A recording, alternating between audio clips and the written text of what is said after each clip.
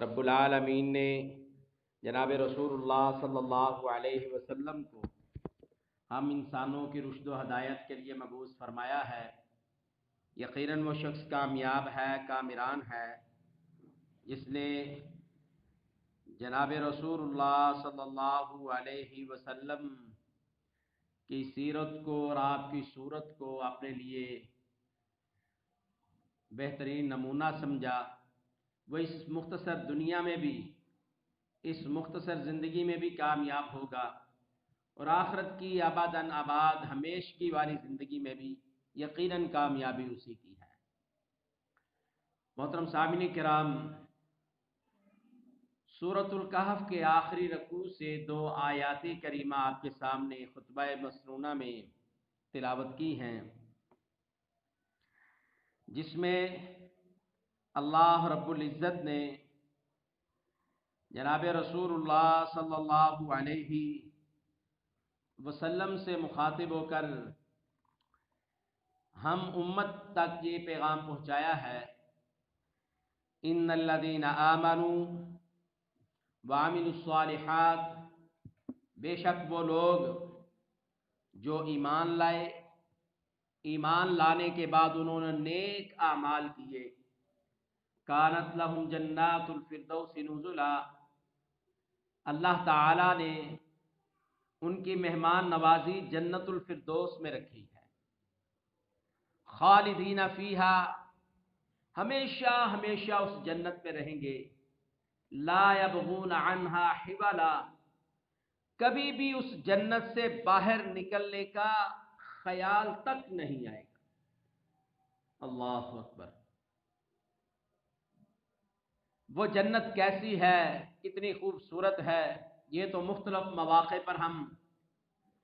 سنتے رہتے ہیں، سمجھتے رہتے ہیں۔ اس کی چوڑائی، لمبائی، اس کی خوبصورتیاں، اس کی رنگینیاں، اس کی زیب و زینت کیسی ہے، اس کے رنگ کیسے ہیں، اس کی خوبصورتیوں کے انداز کیسے ہیں، یہ تو ہم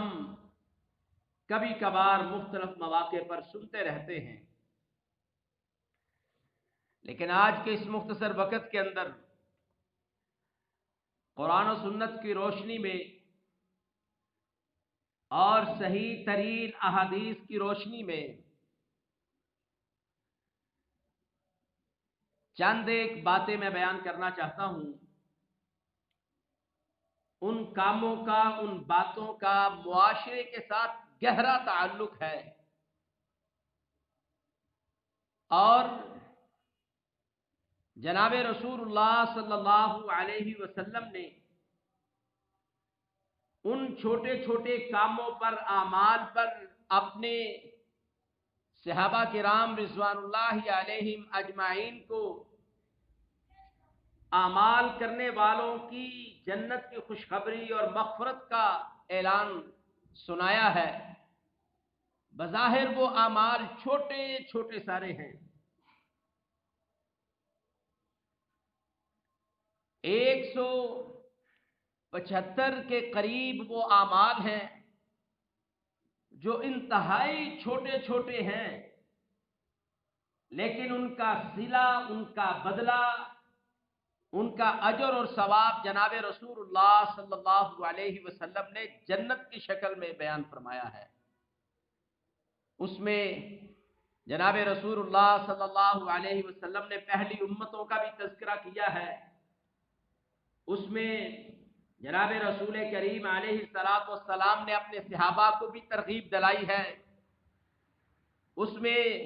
جناب رسول اللہ صلی اللہ علیہ وسلم نے اپنے صحابہ کو اس انداز سے ترغیب دلائی ہے کہ جناب سیدنا حضرت ابو امامہ رضی اللہ تعالیٰ عنہ بیان فرماتے ہیں، کہتے ہیں رسول اللہ صلی اللہ علیہ وسلم سے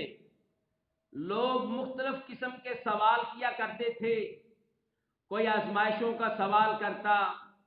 کوئی تکالیف سے نکلنے کا سوال کرتا، کوئی اعمال کے بارے میں سوال کرتا، کوئی عبادات کے بارے میں، سوال کرتا،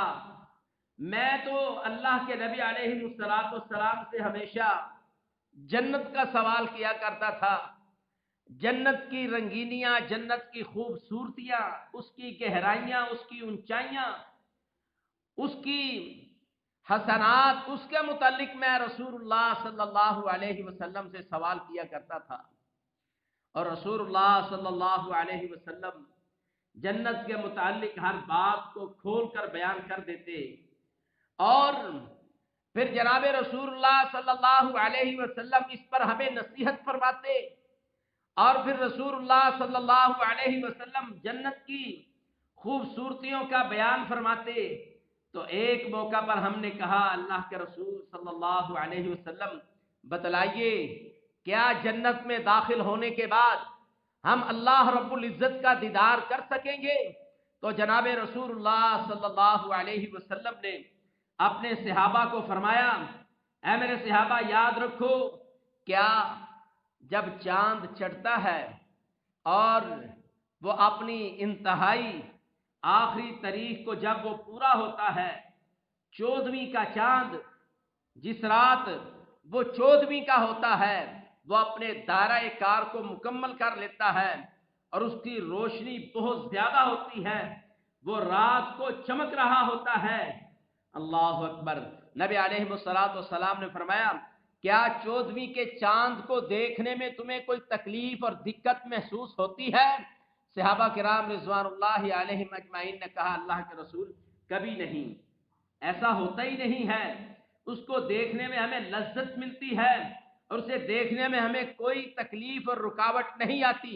فرمایا رسول اللہ صلی اللہ علیہ وسلم نے، پھر یاد رکھو میرے صحابہ، جنت میں جانے کے بعد تم اپنے رب کا دیدار اس طریقے سے کرو گے جس طرح تم دنیا میں 14ویں کا چاند دیکھتے ہوئے تمہیں کوئی تکلیف اور رکاوٹ نہیں ہوتی، اسی انداز سے تم جنت میں اللہ کا دیدار کرو گے، تمہیں کوئی رکاوٹ نہیں ہوگی۔ اور رسول اللہ صلی اللہ علیہ وسلم نے فرمایا، یہ جنتیوں پر اللہ تعالیٰ کا سب سے بڑا انعام ہوگا کہ اللہ رب العزت کی ذات اپنے چہرے کا دیدار کروا دے۔ اللہ اکبر! رسول اللہ صلی اللہ علیہ وسلم اپنے صحابہ کو اس انداز سے جنت کے باغات کے متعلق، اس کی خوبصورتیوں کے متعلق اس انداز سے رسول اللہ صلی اللہ علیہ وسلم اپنے صحابہ کو بتلاتے، اور بتلانے کا مقصد یہ ہوتا کہ میرے صحابہ کے اندر یہ شوق پیدا ہو جائے کہ اللہ تعالیٰ نے اتنی بے مثال، بے نظیر، خوبصورت ترین جنت کو پیدا کیا ہے، اس کی نعمتوں کو بنایا ہے، ان کے دلوں میں یہ شوق پیدا ہو، وہ اعمال کر کے اپنے رب کی جنت کے مستحق بن جائے۔ تو محترم سامعین کرام، سورۃ الکہف کی آخری آیات میں بھی اللہ تعالیٰ نے یہی ارشاد فرمایا ہے، ان الذین آمنوا وعملوا الصالحات، بے شک وہ لوگ جو ایمان لائیں۔ سب سے پہلی اور سب سے لازمی بات یہ ہے، اگر کوئی شخص ایمان لا کر کوئی اچھا عمل کرے گا تو اللہ تعالیٰ اس کے اعمال کو قبول فرما لیں گے۔ فرمایا ان الذین آمنوا وعملوا الصالحات، وہ لوگ جو ایمان لائے پھر انہوں نے اعمال، اچھے اعمال، اعمال صالحہ کیے، کانت لہم جنات الفردوس نزلا، تو ان لوگوں کے لیے اللہ تعالیٰ جنت الفردوس میں مہمان نوازی، ان کی مہمان نوازی اللہ تعالیٰ جنت میں کریں گے۔ اور جانتے ہو، جب جنتیوں کی اللہ کی طرف سے پہلی مہمان نوازی کی جائے گی، جناب رسول اللہ صلی اللہ علیہ وسلم نے فرمایا، کہا میرے صحابہ یاد رکھو، جب جنتی جنت میں داخل ہو جائیں گے تو سب سے پہلی جو جنت میں ان کو مہمان نوازی دی جائے گی وہ مچھلیوں کے جگر ہوں گے۔ مچھلیوں کے جگر، اللہ تعالی کبد الحوت، مچھلیوں کے جگر کے ساتھ اپنے جنتی مہمانوں کی مہمان نوازی فرمائیں گے۔ محترم سامعین کرام، آئیے اس معاشرے کے اندر جناب رسول اللہ صلی اللہ علیہ وسلم نے اصلاح کے پہلو جو ارشادات فرمائے ہیں، ان میں سے جناب رسول اللہ صلی اللہ علیہ وسلم نے فرمایا، کہا پہلے زمانے میں، پہلی امتوں میں، بنی اسرائیل میں ایک شخص ایسا تھا جو راستے سے گزر رہا تھا، اور راستے میں اس نے خاردار جاڑی کانٹا دیکھا۔ اللہ اکبر! اب اس کے دل میں یہ خیال آیا کہ اس کی وجہ سے لوگوں کا راستہ خراب ہو رہا ہے، لوگوں کو دشواری ہے، گزرنے کی مشکلات ہیں۔ اس نے اس ٹہنی کو، ان کانٹوں کو اٹھا کر لوگوں کے راستے سے دور کر دیا اور لوگوں کا راستہ آسانی والا بنا دیا، سیدھا کر دیا، اس رکاوٹ کو، اس تکلیف کو ختم کر دیا۔ ذرا آپ سوچے تو صحیح، یہ کتنا بڑا کام ہے، کتنی اس پر مشقت ہوئی ہوگی، کتنا وقت لگا ہوا ہوگا۔ آج اگر ہمارے راستے خراب ہیں اور تنگ ہیں، ہمیں چاہیے کہ ان کو کشادہ کریں، اور اگر اس میں کسی کے لیے رکاوٹ ہے، تکلیف دہ ہے، ہمیں چاہیے اس تکلیف کو، رکاوٹ کو انسانوں کے لیے اس رکاوٹ کو ختم کر دیں۔ تو رسول اللہ صلی اللہ علیہ وسلم نے فرمایا، غفر اللہ لہ، اس چھوٹے سے عمل کی وجہ سے کہ اس شخص نے راستے سے لوگوں کی تکلیف دہ چیز کو ختم کیا تھا، راستے کو آسان بنا دیا اور تکلیف دہ چیز کو ہٹا دیا، ختم کر دیا۔ رسول اللہ صلی اللہ علیہ وسلم نے فرمایا، اللہ تعالیٰ کو اپنے اس بندے کی یہ ادا اتنی پسند آئی، غفر اللہ لہ، اللہ تعالیٰ نے اپنے اس بندے کو معاف فرما دیا۔ اور یہاں غفر اللہ لہ کا مطلب یہ ہے کہ اللہ تعالیٰ نے اسے بخش دیا اور جنت کا داخلہ نصیب اس چھوٹے کے عمل کی وجہ سے۔ اللہ اکبر! کتنا چھوٹا سا عمل ہے یہ، ان 175 اعمال میں سے ایک عمل ہے بظاہر۔ اللہ اکبر! یہ چھوٹا سا عمل ہے، اور ہم نے تو لوگوں کو دیکھا ہے، ایسے اللہ کے بندے ہیں جن کی یہ خواہش اور کوشش ہوتی ہے کہ بھلا مجھے کوئی تکلیف پہنچتی ہے پہنچ جائے، لوگوں کے راستے میں کوئی تکلیف نہیں ہونی چاہیے۔ وہ اپنی پوری کوشش کے ساتھ اور ہمت کے ساتھ، اللہ کی دی ہوئی توفیق کے ساتھ لوگوں کے لیے آسانیاں پیدا کرتے ہیں۔ وہ راستوں کی بات ہو، وہ گلی محلے کا معاملہ ہو، اس میں بڑھ چڑھ کر حصہ لیتے ہیں، اور اللہ کی رضا کے لیے۔ دیکھیں، اگر کوئی شخص اپنے راستے کو درست کر رہا ہے، کسی کے راستے کو درست کر رہا ہے، بظاہر تو اسے کوئی فائدہ نہیں ہے، لوگوں نے وہاں سے گزرنا ہے، ممکن ہے وہ دن میں ایک دفعہ وہاں سے گزرتا ہو، اور جو وہ راستہ بنا رہا ہے ممکن ساری زندگی اسے وہاں سے گزرنے کا موقع ہی نہ ملے، لیکن وہاں وہ اپنا پیسہ خرچ کر رہا ہے، اپنا وقت لگا رہا ہے۔ تو ایسے اعمال کو اللہ تعالیٰ نے کرنے والے کے لیے ضائع نہیں کیا، بلکہ رسول اللہ صلی اللہ علیہ وسلم نے فرمایا، جو لوگوں کے راستے سے تکلیفوں کو، رکاوٹوں کو ختم کرے گا، اللہ تعالیٰ اسے جنت الفردوس کا وعدہ کرتا ہے، جنت میں داخلہ اللہ تعالیٰ اسے عطا فرمائیں گے۔ تو یہ ان اعمال میں سے ایک عمل ہے، ان اعمال میں سے ایک عمل ہے۔ آئیے، صحیح بخاری کی دوسری حدیث ہے، جناب رسول اللہ صلی اللہ علیہ وسلم نے فرمایا، اور یہ چند دن پہلے، چند خطبات پہلے ہم یہ سماعت فرما چکے ہیں، لیکن چونکہ یہ بھی ان چھوٹے چھوٹے اعمال میں شامل ہے، اور اسی سے معاشرے کی اصلاح بھی ہوتی ہے اور حقیقی تبدیلی بھی آتی ہے۔ صرف ریاست مدینہ کا نام لینے سے اس میں تبدیلی نہیں آ سکتی جب تک ہم اس پر عمل نہ کر لیں۔ جناب رسول اللہ صلی اللہ علیہ وسلم نے فرمایا، ایک شخص گزر رہا تھا، اس کو پیاس لگی، راستے میں اس نے کنواں دیکھا، اس کنویں میں وہ اترا، بڑی مشقت سے اس کنویں میں اترا، وہاں جا کر اس نے پانی پیا، اور پھر واپس باہر آ گیا۔ رسول اللہ صلی اللہ علیہ وسلم نے فرمایا جیسے ہی وہ باہر آ کے تھوڑا سا آگے چلا، وہاں ایک کتیا یا کتے کا بچہ کہہ لیں، کتیا ہو یا کتے کا بچہ ہو، بات تو ایک ہی ہے، ایک کتیا وہاں پیاس سے نڈال ہوئی پڑی تھی اور وہ اپنی زبان کو باہر نکال کر اپنے ہونٹوں پر مار رہی تھی، اور اس نے اپنی پیاس کا احساس دلایا۔ جب اس شخص نے دیکھا کہ یہ بھی ایک جان ہے، مجھے پیاس لگی ہوئی تھی اور میں اس کنویں میں اترا ہوں بڑی مشقت کے ساتھ، اور میں نے پانی پیا ہے، اپنی پیاس کو بجھایا ہے، یہ بھی ایک جاندار ہے اور اسے پیاس لگی ہوئی ہے۔ وہ دوبارہ رسول اللہ صلی اللہ علیہ وسلم نے فرمایا وہ دوبارہ کنویں میں اترتا ہے۔ تھا مسافر، نہ وہاں اس کا کوئی گھر تھا، نہ زمین تھی، نہ مکان تھا، نہ کاروبار تھا، نہ اس کی سواری تھی، وہاں تھا بھی پیادہ، پیدل چلنے والا تھا اور ہے بھی مسافر تھا، دوبارہ اس کنویں میں اترتا ہے۔ ہمارے پاس گاڑیاں ہوتی ہیں اور راستوں پر، چوراہوں پر، سڑکوں پر،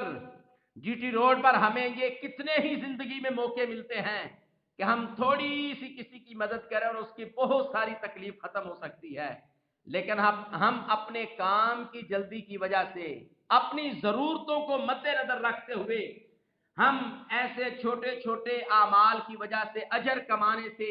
ہم محروم ہو جاتے ہیں۔ اب یہ شخص دوبارہ اس کنویں میں اترتا ہے، رسول اللہ صلی اللہ علیہ وسلم نے فرمایا اپنا موزہ اتارتا ہے، اپنا جوتا اتارتا ہے، اس جوتی میں پانی بھرتا ہے اور اس جوتی کو اپنے دانتوں کے ساتھ، منہ کے ساتھ پکڑ لیتا ہے۔ اللہ اکبر! اپنی جوتی، پانی نکال رہا ہے، کنویں میں اترا ہے، اور اب میرے خیال سے یا آپ کے خیال سے کنواں 5 فٹ کا ہوگا نا؟ کیوں جی؟ کنواں کتنا گہرائی والا ہوتا ہے؟ آج کے زمانے میں اگر کسی علاقے میں کنواں دیکھا جائے، دور دراز علاقوں میں جہاں پانی کی کمی ہے، تو کم از کم 30-40 فٹ پر تو کنواں نکلتا ہی ہے۔ اب وہ شخص کتنی گہرائی میں گیا، وہاں اس نے اپنے موزے میں، اپنے جوتے میں پانی ڈالا اور اس جوتے کو اپنے دانتوں کے ساتھ منہ سے پکڑا اور اپنے ہاتھوں اور پاؤں سے کنویں سے باہر آیا، آ کر اس کتے کو یا کتیا کو پانی پلایا اور چل دیا۔ رسول اللہ صلی اللہ علیہ وسلم نے فرمایا اللہ تعالیٰ کو اس اپنے بندے کی یہ ادا اتنی پسند آئی، غفر اللہ لہ، اللہ تعالیٰ نے اپنے اس بندے کو بخش دیا، معافی فرما دیا۔ اور بخش کا اور معاف کرنے کا مطلب یہ ہے کہ اللہ تعالیٰ جسے بخش دے گا، معاف فرما دے گا، اسے جنت کا داخلہ نصیب فرمائے گا۔ بظاہر یہ چھوٹا سا عمل تھا، آج ہمارے انہی علاقوں میں راستوں کے مسائل ہیں، پانی کے مسائل ہیں، سال ہر سال سے لوگ گندا اور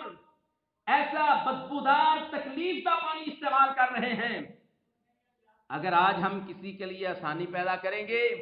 وہ راستوں کی بات ہو، وہ پانی کی بات ہو، وہ راستوں کی تکلیفوں کی بات ہو، کسی انسان کے لیے ہم کسی انسان کے لیے اس کی مدد کریں گے، اس راستے کو بنائیں گے،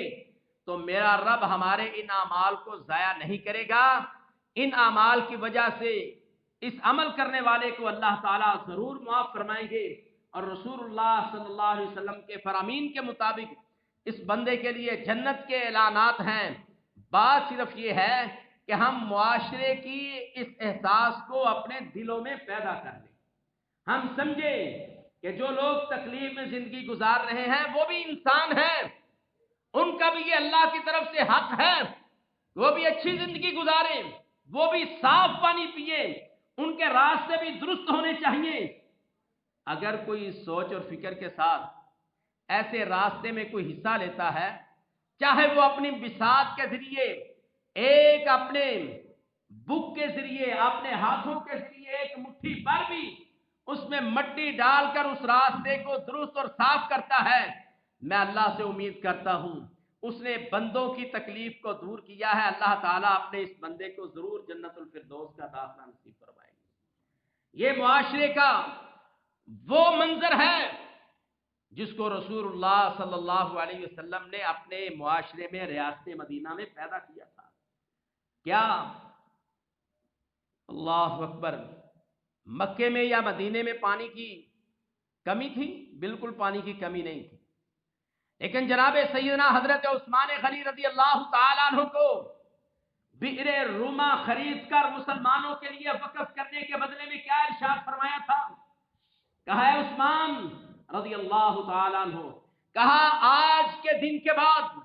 تو کوئی بھی نیک عمل نہ کرے، اللہ تعالیٰ نے تیرے لیے جنت کی بشارت دی ہے، اس وجہ سے کہ مسلمانوں کے لیے تم نے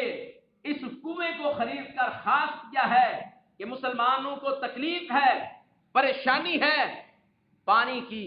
مصیبت ہے، اور تم نے اس کو درم و دینار خرچ کر کے خطیر رقم لگا کر مسلمانوں کے لیے اس کنویں کو وقف کیا ہے۔ اے عثمان، آج کے بعد اگر تم کوئی بھی اچھا عمل نہیں کرتے، کوئی بھی نیکی نہیں کرتے، تو اللہ تعالیٰ نے تمہارے لیے جنت کو واجب قرار دے دیا ہے۔ اور بھائیو، یہ کن کی تربیت ہوئی تھی؟ صحابہ کرام رضوان اللہ علیہم اجمعین کی، اور آج ہم تک جو دین پہنچا ہے یہ انہی کی قربانیوں سے پہنچا ہے۔ آج ہم صحابہ کا نام لیتے ہیں اور ان کی سیرت کا اعلان کرتے ہیں، ان کے ناموں پر مساجد، مدارس اور اپنے بچوں کے نام رکھتے ہیں، ہم ان کے ناموں پر اچھے اچھے کام کرتے ہیں۔ آؤ، یہ ریاست مدینہ کی حقیقی تصویر ہے کہ مسلمانوں کے راستوں کو تکلیف سے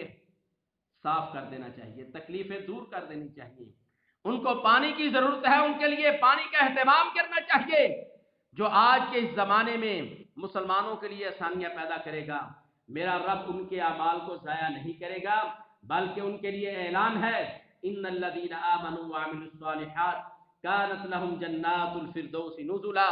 خالدین فیہا ابدا لا یبغون عنہا حولا۔ وہ لوگ جو ایمان لائے اور نیک اعمال کیے، ان کے لیے اللہ تعالیٰ نے جنت الفردوس کی مہمان نوازی رکھی ہے، وہ ہمیشہ ہمیشہ اس میں رہیں گے۔ کیا بات ہے، لا یبغون عنہا حولا، کبھی ان کے دل میں یہ خواہش پیدا نہیں ہوگی کہ ہم اس جنت سے باہر جائیں۔ اتنی خوبصورت، اتنی قیمتی اور اتنی اللہ اکبر بے مثال اور بے نظیر اللہ تعالیٰ نے نعمتوں سے مزین جنت ان کے لیے پیدا کی ہے۔ اے اللہ، ہمیں تو توفیق عطا فرما، ہم مسلمانوں کی آسانیوں کے لیے اپنی صلاحیتوں کو، اپنے مال کو، اپنی فکر کو، اپنی سوچ کو خرچ کریں، لوگوں کے لیے آسانیاں پیدا کریں۔ اے اللہ، ہمیں تو ان لوگوں میں شامل فرما جو تیرے بندوں کے لیے آسانیاں پیدا کرنے والے ہیں۔ اے اللہ، ہمیں تو ان لوگوں میں شامل نہ فرما جو تیری مخلوق اور تیرے بندوں کے لیے رکاوٹیں پیدا کرنے والے ہیں۔ اے اللہ، جو بندہ تیرے بندوں کی مدد میں ہے، تیرے رسول صلی اللہ علیہ وسلم کا فرمان ہے تو اس کی مدد میں ہے، اے اللہ ہم تیرے بندوں کی مدد میں لگے ہیں تو ہماری مدد فرما۔ اے اللہ، ہمارے اعمال کو قبول فرما، اے اللہ ہماری کوششوں کاوشوں کو قبول فرما۔ اے اللہ، ہمارے چھوٹے چھوٹے اعمال جن کو ہم حقیر سمجھتے ہیں، جن کو ہم معمولی سمجھتے ہیں، اے اللہ ان اعمال کو بھی اپنی بارگاہ میں قبول و منظور فرما، اور ہمیں نیکی کے، بلائی کے، خیر کے، اچھائی کے، تعاون کے ہر کام میں اللہ ہمیں بڑھ چڑھ کر حصہ لینے کی توفیق عطا فرما۔ اے میرے مالک، ہمیں زندہ رکھ دین پر، دین اسلام پر، موت دے تو شہادت جیسی عظیم موت عطا فرما۔